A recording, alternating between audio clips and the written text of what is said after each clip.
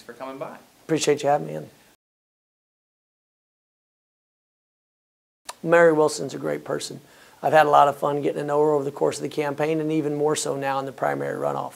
I went into this race focused on winning in November, and the argument that I've been making to Democratic voters is that I not only share their progressive values of things that we fought so hard for over the years, but doing that in a way that will allow independents and those orphaned Republicans who are just so estranged by their party today, they don't even recognize the Texas Republicans of today, to be able to say, you know what, we want calm out of the chaos.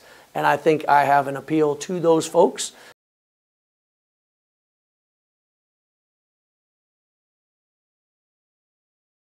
Well, what I would say is that if you step back and look at my progressive policies of the work that I did while in business to stand up and fight against the bathroom bill, for instance, from Lieutenant Governor Patrick, or to look at the health care that we fought for and provided for in our company and what it did for all of our employees, the generous maternal and paternal leave for after they have kids, to know that even though I was in business, we had a very progressive view of how we treat our people with dignity and respect, because what I wanted in our company were people who were excited to come to work because they knew that their employer was taking care of them. You can have both. You can not only be a successful business, but you can also take care of your people. And that is what I want people to understand, is that there is not this question of us versus them. Small business and the American dream of free enterprise is not one of Republican or Democratic values. It's an American value.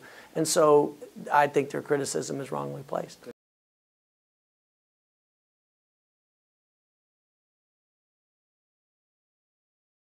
There are a lot of voters who want to do two things. Number one, make sure their values are protected. But secondly, they do want to make sure that we win.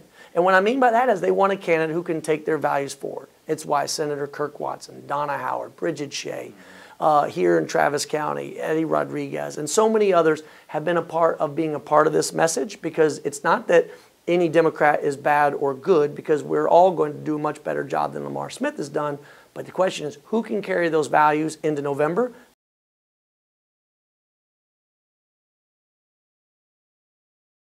Industry, educators, community colleges, job training programs need to be at the table with a new kind of focus on preparing people, upskilling them where necessary to be able to make them ready for a changing economy. And on the clean energy side, we've absolutely got to focus on the abundance that we have in the state, which is wind and solar.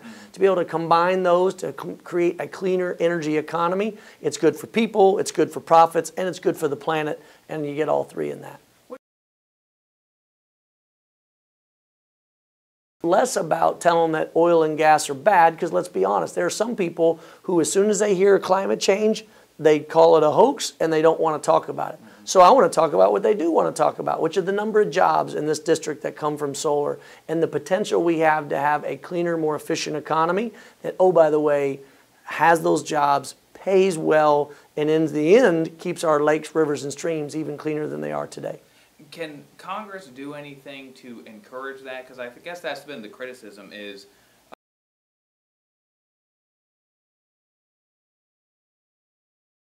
do you think that's true, or do you think this could happen? Well, it's in part true. Texans have to remember that it was 100 years ago that even before World War II, we started as a country putting in the infrastructure to enable oil and gas. And there is a role for government, but it facilitates business and creates a playing field such that more people can get into this fair market and then have opportunities to not only create jobs, but also take care of people, and in the end, preserving our environment and keeping it clean.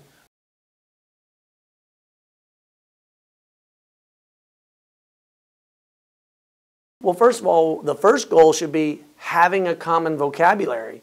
And first of all, folks have to recognize we already have universal health care in this country. Because if you or I show up to an emergency room, even if we don't have health insurance, we're going to be taken care of because it's the right thing to do. But we're paying for it in the most expensive way at the last time, point in the cycle of being sick or being hurt that you would want to receive care. The life I've had since I was 18 years old when I started West Point, and at 20 plus years in the Army, I've always had universal health care. It's a great thing. It allows me to focus on my job.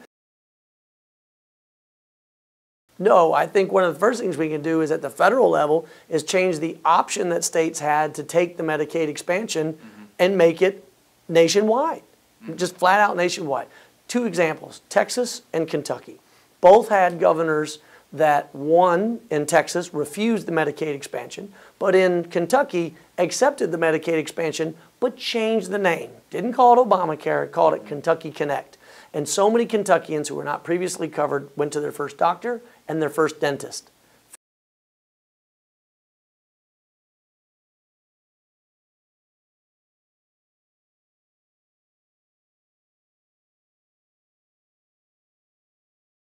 I was in the southern part of our district down in Oakwood in San Antonio. I made that exact argument, and a woman came up, an elderly woman came up and wagged her finger in my face. Young man, I'm not going to pay for that 24-year-old without a job. But I said, oh, but ma'am, we are paying for that 24-year-old, because when he does show up into the hospital in the emergency room with chronic problems that could have been prevented easier, we're now paying for more expensive care that county and city tax dollars are going to reimburse.